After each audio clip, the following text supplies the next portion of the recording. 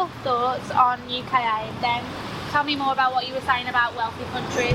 I think we sometimes aid the wrong countries. Yeah. We should be aiding like the very lowest GDPs, Rwanda, Mozambique, not places like India. They're actually fairly wealthy. Yeah. I'm a big fan of microfinancing. Tell me what exactly microfinancing is. So if you're a farmer and you need money for seeds, rather than going to a bank which will charge you a large amount of interest and might not even give you a loan anyway because you are a very poor person, you would approach Lend with Care, who will lend you the money which comes from Westerners who can afford it, and that money will be spent on seeds and they will pay you back over the following year or two. Do you have to pay interest or? No interest. And obviously they don't send the bailiffs around if they aren't able to pay. It's not that, it is mainly a charity, but with my experience that you do get the majority of the money back. And then you just keep lending it to somebody else and it stays in the system. Brilliant. Yeah. That's brilliant, yeah. I love Lend with Care because you know it's going to people who are actually at the bottom level and it's not going to the government that middlemen. Yeah.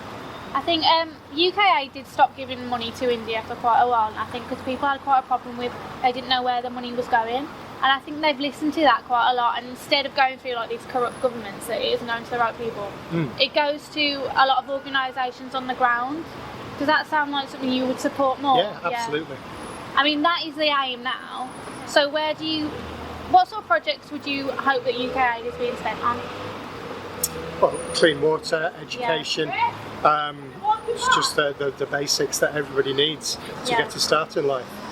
And so we get a lot as well, it's like charity starts at home and we shouldn't be spending money abroad. What do you think about that? I absolutely disagree with that. Yeah. We have it pretty well in this country. Yeah. So hearing that money goes a lot more to people on the ground, are you now more supportive of UK aid? Will you sign a postcard?